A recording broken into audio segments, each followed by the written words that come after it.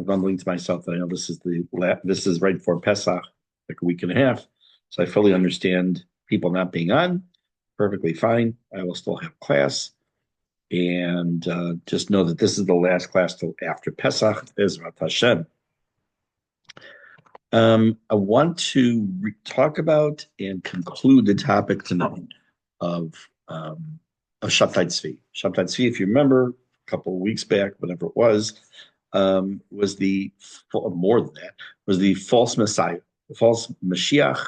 We were in the middle of giving. I was in the middle of giving some of the background and about some of his life story, and I'm going to pick it up in the middle where we left off, where he in the year 1648 he actually goes public and he says, "I'm Mashiach." Right? I'm like Havdil, like Alexander Haig. I'm in charge now. So he reveals himself, and he does this in Smyrna, Turkey, to a small group of people. If this sounds even vaguely familiar to something else of another religion, you can say that that's pretty much what Jesus did also. He revealed himself to a small group of people. Of course, it grew to a couple billion down the road, but that's equivalent. In any case, what convinced them? Why did they think, even the small group of followers, it's not yet a massive movement. It's not like all these people say, oh my gosh, Mashiach is here. What made them accept even a handful of people? If I go down to the park down the street, I stand on a park bench and I say, my name is Zev Shanlov. I'm the Mashiach. Okay, first of all, the first thing they're going to do is they're going to call the police and they're going to call someone to put me in a mental ward, and rightfully so, because I need help. For more reasons than that, probably. But it doesn't make sense because, like, based on what? What have I done? So what is it he did? So he was able to remember that we are just on the heels of the early days of Lurianic Kabbalah, of the beginning of the Kabbalistic teachings of the Arizal, and that's kind of in the back of people's minds. He's preaching some of this. He was evidently very handsome. He evidently was a good speaker. But interestingly enough, he claimed that he was there as a designate of God to overthrow governments and restore Israel and Yerushalayim to how it was centuries earlier, revealing his mission. While he did that, he also did something which is absolutely prohibited, and that's the uttering of Hashem's 72-letter name. How he knew it, I don't know, but evidently this is only something that's said by the Kohen Gadol in the Beit HaMikdash, the way he pronounces the name. He was only 22 years old, a kid. And even when he made this pronouncement and he had people who were following him, etc., it did not yet get to the point where people were like throngs were following him. He had a hard time gaining adherence. The first person, among the first people he revealed himself to, were two people named Isaac Silveira and Moses Pinheiro. They were related to the late Italian chief rabbi and a Kabbalist named Joseph Ergas. And if you don't remember the names, that's fine. It's going to play a part a little bit here coming up.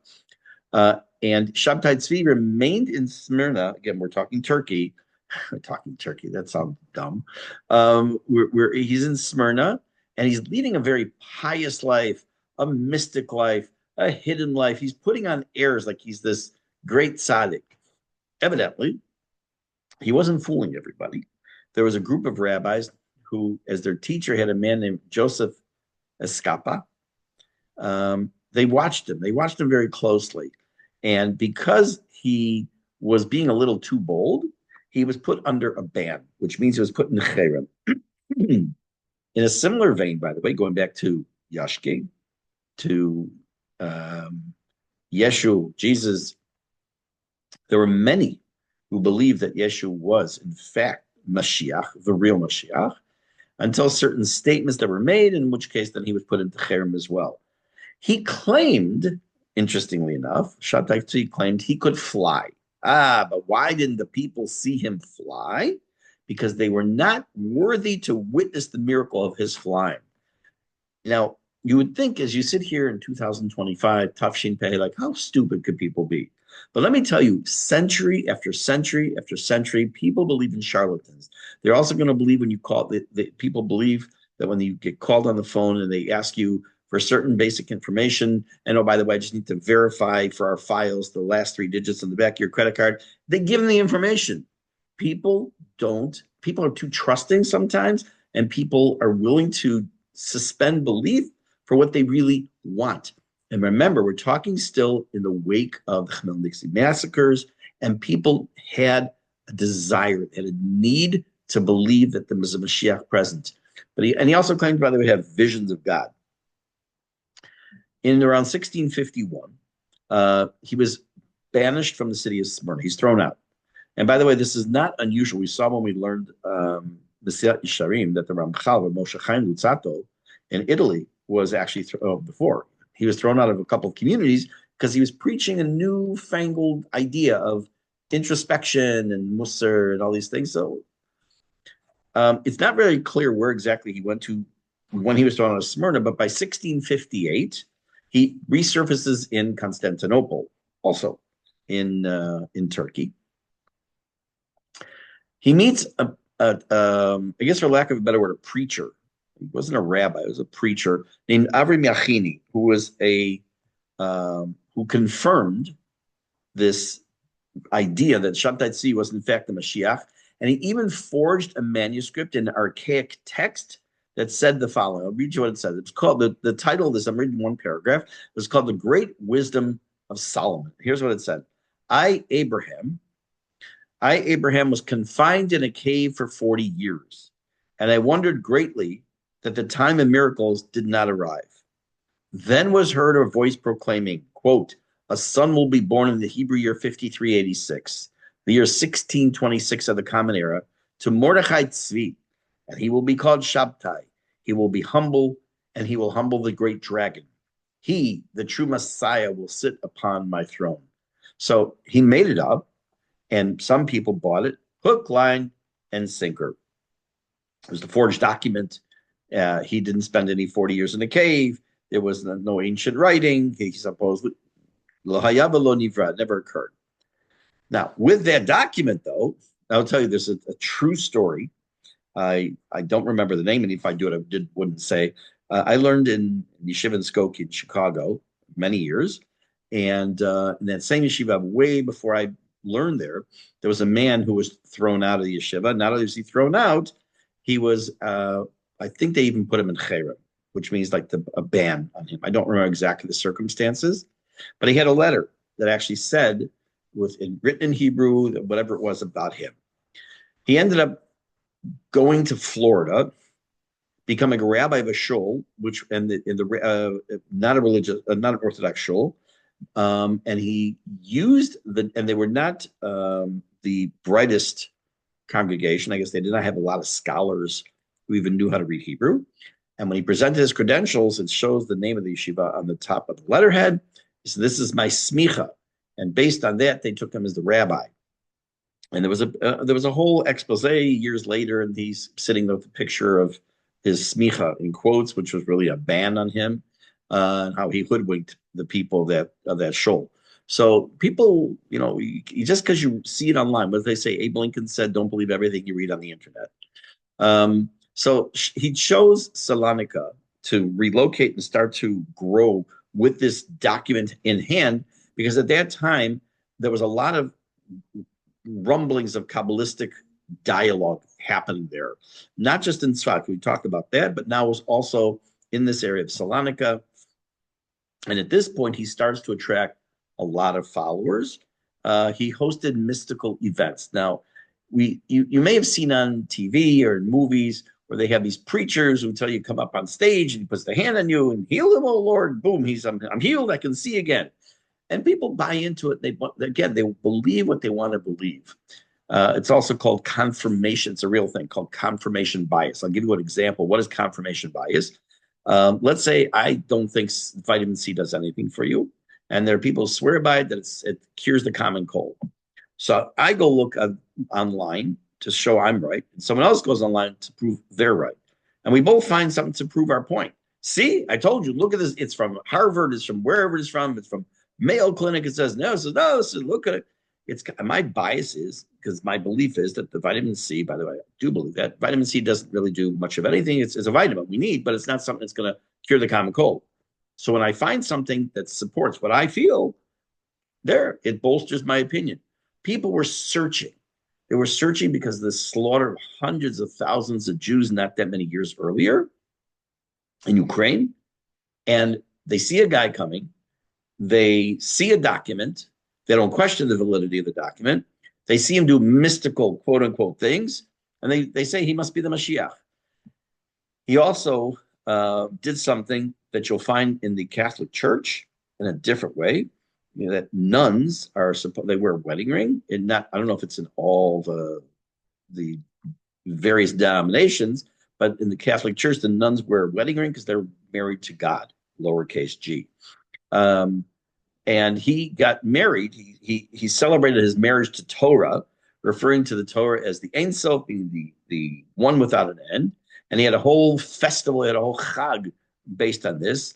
And then the rabbis of Salonika start saying, something's not right. So he starts up in Smyrna. The rabbis say, not so good. He relocates into Salonika, and he's got this bigger following, and now he's getting kicked out. Eventually, he settles in Cairo. And in Cairo, in Egypt, he lives there for only a couple of years, in 1660 to 1662, just to give you a frame of reference. He befriends a man from Aleppo, named Joseph Chalabi. He's a wealthy, influential Jew who's very high position. Somehow he tries to, and he also had supported Torah learning. Somehow he becomes a supporter and a promoter of Shabbtai's messianic dream. Now imagine for a moment, again, we got to always try to put things in context so we can understand what's really happening here. And imagine for a moment, there's someone you're living in Israel, and you hear that somewhere in Turkey, somewhere in Greece, somebody has declared themselves to be the Messiah. Maybe your first inkling is to go like, okay, sure, another nut job. But then you hear people you respect, people who are wealthy, the parnasim of the community, and they stand up and say like, no, he is. And then it starts to snowball. And that's what starts happening here. You have this person who has a very, he's what's called in Hebrew, demut. He's a figure, person to be reckoned with. And he starts to say also, he is the Messiah. Finally, 1663, Shabbtai Tzvi decides, time to move to Yerushalayim. Time to move to Yerushalayim. And every time he moves, whether it's to Salonika, or before that, he was in Smyrna, or in Constantinople, every time he adds to his repertoire. And what he does when he comes to Jerusalem, to Yerushalayim, he decides to take on certain practices of asceticism. I'm going to show you a slide. It's the only thing that I'm going to share with you tonight. Nope, not that. Here. Mesilat Yesharim, early in the book, very early in the book. He's in introduction to this book, he's talking about what the book is for. Everyone already knows what you have to do. This is just to remind you of everything. And then he kind of gets rid of a preconceived notion. He says that some people think the following. The situation comes to a point that the majority of people think Shachasidut, the idea of being now remember when in the book of Chasidut doesn't mean about a guy who's wearing a black coat and has curls on the side of his ears. It means someone who's pious, Pious. So it's not someone with pious, it's someone who is pious. Sorry for the bad joke. Anyways, so then what does it mean to be pious? You say lots and lots of tehillim. And you say long confessions, somot kashim, very heavy, difficult fasts, and going to mikvah that's ice cold. All these different things that just don't make sense. And you're not going to find a peaceful resolution to this. What's he saying? This is again the beginning of Mesilat Yesharim. He's saying you might think that the whole purpose or the whole way you become a chassid or a pious person is doing all these ascetic, ascetic acts, sitting on a mountaintop staring, God forbid, at the sun, all these things. No, absolutely not. That's what he was doing, though, including extraordinary long fasting. And people saw that as a proof as an extraordinary piety. Now, there's a difference between that and someone who is truly, truly yashar, straight about doing it. That my family, in my family, on my mother's side, we don't come from a Hasidic background. Well, it's not true. We don't come from a practicing Hasidic background on her side, but in the city, in the town where my grandmother grew up, in Poland, there was the in Ostrovsa. There was the Ostrovsa Rebbe, and my parents had in their home. I'm not sure exactly which of my relatives has it now. A painting of the Ostrovsa Rebbe. His face was gaunt, very thin. He's known as the Rebbe that fasted for 40 years. Now, obviously, he didn't fast for 40 years, but it meant he fasted during the weekdays. Doesn't mean completely fast, but a certain type of a fast every day, because he was trying to do it on behalf of Am Yisrael, not to show he was so pious. That wasn't his point. And he was known as a Gadol B'Torah. I actually knew a man in Chicago who, by the time when he passed away, he was in mid 90s. This is like 25 years ago, who knew as a kid, he knew the Ostrovsa Rebbe, which for me was a thrill because he's a legend in my family. In any case, that's different than someone who wants to pretend and want people to make them think that he's so pious. And if you think that doesn't happen on a micro scale also, it does. It really does. One of the things of my list of 427,900 pet peeves is when people come into shul to collect money, most of whom, as far as I'm concerned, are thieves, but that's a different story. And I see very often they'll come in near the end of davening, and someone's saying Kaddish, and they'll scream, Amen, Yeshmei Rabo, or they'll sit down and grab a tehillim and start shuckling, and all. They'll go up to the Aron Kodesh and give a kiss. Give me a break. You're coming in to collect money. You want to make yourself look like you're so pious.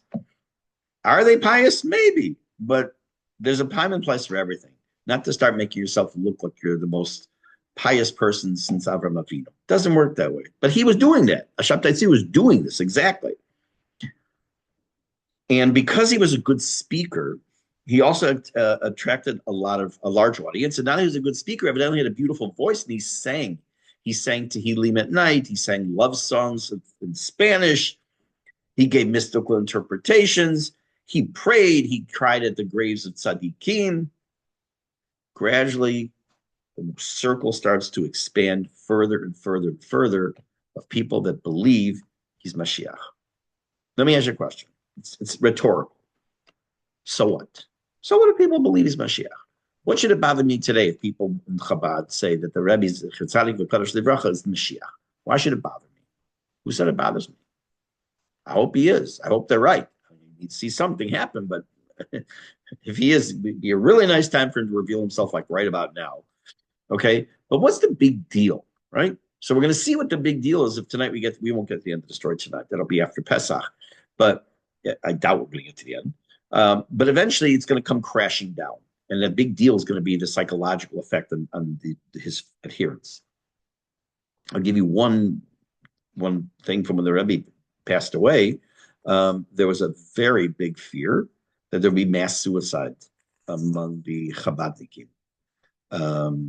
So, right, when you lay all your hopes on a person that he's Mashiach, and again, there's a humongous difference between the Rebbe, who was an unbelievable tzaddik, and this charlatan, the Shabbtai Tzvi. I'm not making any comparison. I started off this class last time we started talking about him, that there is no comparison. But I'm talking about a psychological aspect now. Since I won't finish this till after Pesach, let me kind of jump to the end for a second. When it's pretty much revealed that he's not the Mashiach, that it causes tremendous upheaval in the communities where he was believing Mashiach.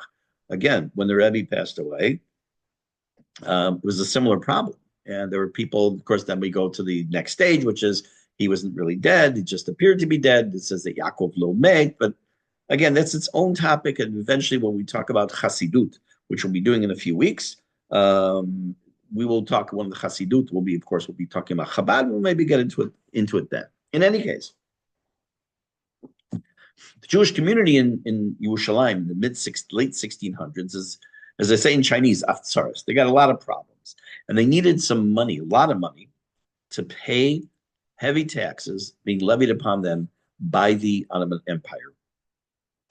And Shabbtai Tzvi was chosen to appeal to this Raphael Chalabi, whom he had already befriended, who was a very wealthy individual, for money and support to help pay off the Turks. And by doing so, it did two things. It helped the prestige of this rich man, but even more so, it helped the prestige of Shabbtai Tzvi, because now he looks like, look what I was able to do. I saved the community. Then comes a very strange action. I mentioned before that he married Hashem, married the Torah, but he eventually does get married to a woman named Sarah. Who is this Sarah, and what was this marriage? During the Khmelnytsky uprising, during the massacre and the Jews trying to defend themselves, there was a young Jewish orphan whose name was Sarah. She was discovered by the Christians, and she was sent to a convent to be taken care of. After about 10 years, she was 6 years old at the time. After about 10 years, at about 16 years old, she escaped from the convent, and she claimed that it was a miracle she got out, and she makes her way to Amsterdam. From there, she travels to Livorno, Italy, and while she's there, she becomes a prostitute. And she believes, she gets into her head that she is going to be one day the wife of Mashiach, whose arrival was imminent. Okay, what possibly could go wrong with that perfect storm? A woman who's obviously got mental health issues, saying that she is going to marry the Mashiach, and somehow it's been even revealed to her that that's the case. Now, something like that is already going to help feed into the fever, the Mashiach fever of Shabbtai Tzvi, because now when he hears about this, he hears that there's this woman named Sarah who has been, that says she's going to marry the Mashiach. He says, in a sense, he's saying to himself, and I can't tell you word for word, but in general, okay, this could help me. So what does he do? He claims publicly that he had a dream. I have a dream. And the dream was that this woman was promised to him as a wife, and I was bound to fall in love with an unchaste woman. And that's going to be what's going to happen next. Now, in general, when you want people to believe something that's not true, I'll give you a hint on how to lie. How would you like that? When you put a little truth in, you mix it in, people are more apt to believe the lie. Because they know the truth part, they say, yeah, I know that for a fact, then they may kind of roll on the lie. So it's known that in Tanakh, many times, some of the most important births, or most important stories start off in a very questionable fashion. And there's another reason why I'm going to think that in his mind, it makes sense to come out and say he's going to marry this woman who was a prostitute. They meet, they marry. Now, what would be the truth behind him saying that it makes perfect sense that that I should be marrying this woman? So I'm going to read to you the second pasuk in Sefer Hosea, not Yehoshua, Hosea, Hosea in English.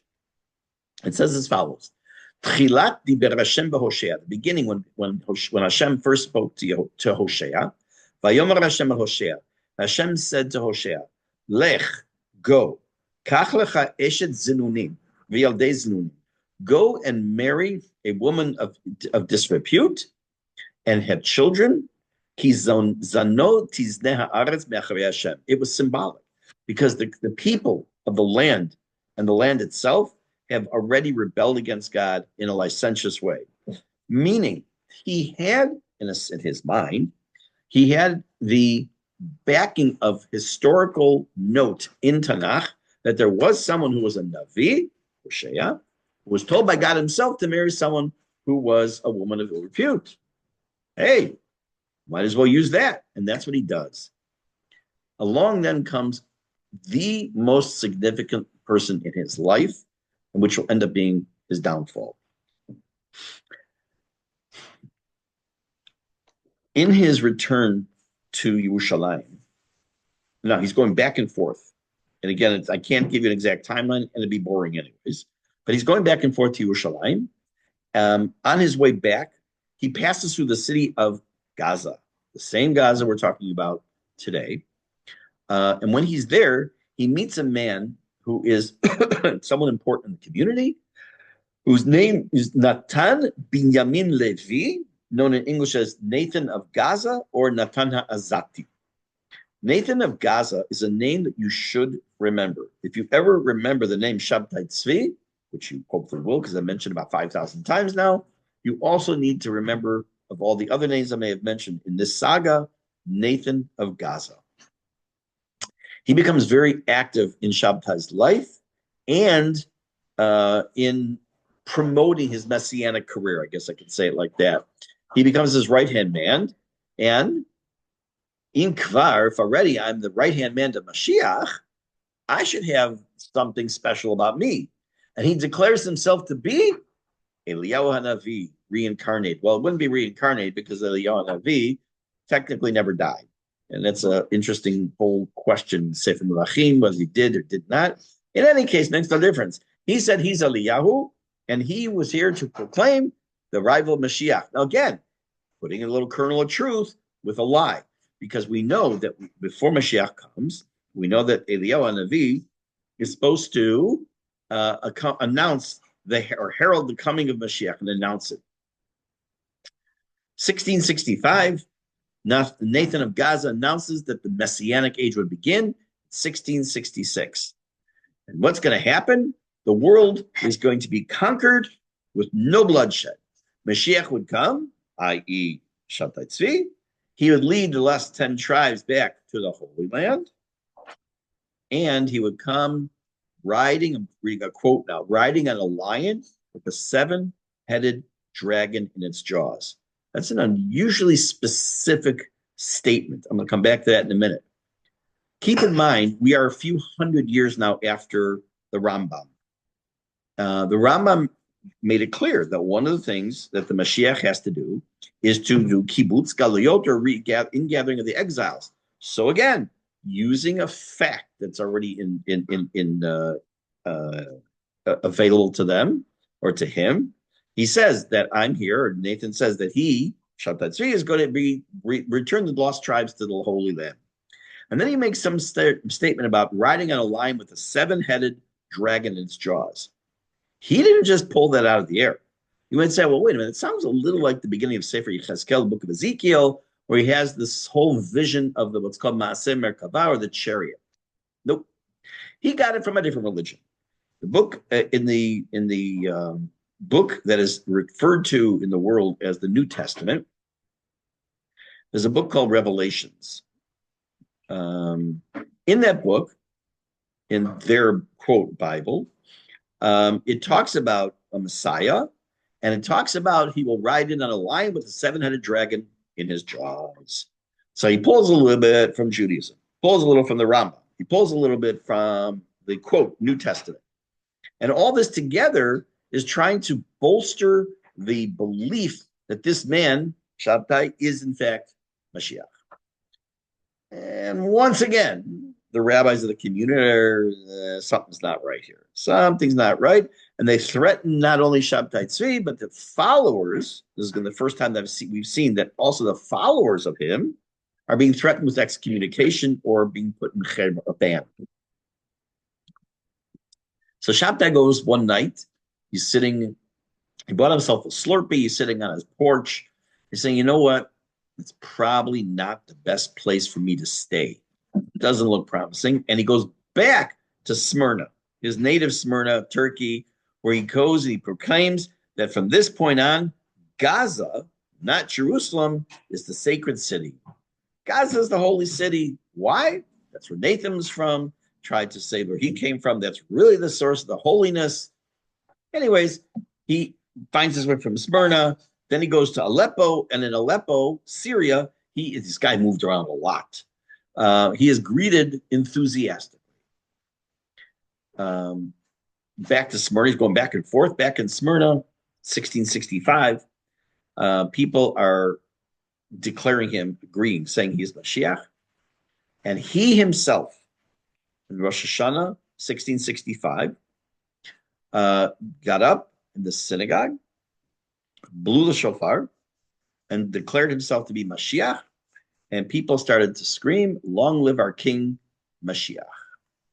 Again, I remind you, I am not making a comparison of equality, but just a comparison that you still see. Just here in Malay Adumim, you see that anything Chabad puts out at the bottom, that long live our Mashiach, referring to the rabbis, they called the Shabbtai Tzvi not just Mashiach, but they gave him a title, Adonenu Malkeinu Yarum Hodo, our Lord, King, Majesty, may he be exalted. They were buying in 100% hook, line, and sinker. He becomes a community leader, Shabbtai. He's assisted by his wife. He uses any of his power. Now he's really growing to crush the opposition. And he even unseated the existing rabbi at that time in Smyrna named Aaron LaPapa, and appointed another man, Yechaim Ben Avista, in his place. Again, the names are immaterial, just he's doing a lot of political stuff. Soon, though, many of Shabbtai's followers are actually very prominent rabbis. No names right now, this is immaterial again. And then there are all kinds of stories that start to circulate about Shabbtai Tzvi. There's a book, it's called, we find it here, it's written by a man named Sir Harry Luke. By the way, after I tell this story, I think we're going to stop because the next part's going to be longer and I want to get to the ending part next time in a more organized fashion. A man named Sir Harry Luke wrote a book, I don't remember the year, called The City of Dancing Dervishes and Other Sketches and Studies from the Near East. And he writes the following, it's a quote from his book. In the north of Scotland, a ship had appeared with silken sails and ropes, manned by sailors who spoke Hebrew. The flag bore the inscription, the 12 tribes of Israel. And it was this story is meant to be that he's already has this presence. He has a ship. People are recognizing that he's Mashiach. The readiness, and I'm going to conclude because I think it's really important to reiterate. After wiping out tens of thousands of Jews in the early to mid 1600s, i.e. the 17th century, just in Khmelnytsky in Ukraine, just shortly after that, the Jews were desperate for answers. And when you have someone who comes with a document that says he's the Mashiach, he marries a woman who seems to fit the pattern of something in Navi, and you have the Parnas, the people, the main leader of the community saying he is, and eventually rabbis who are saying it, it's got to be him. It has to be him. And his following gets huge. Obviously, things take a turn. What we're going to do, we'll stop here. I wish everyone a Chag Sameach v'Kasher. It should be a wonderful Chag, great Pesach. The date as to when we'll pick up, I'll let you know after Pesach, and we'll finish the story with him. We'll talk a little bit about a man named Yaakov Frank, who was also a false messiah, but a very short story. And then we're going to move into the birth of Chassidut, which is a direct result of all these other stories. Have a great evening, and see you soon. Thank you very much. You're very welcome.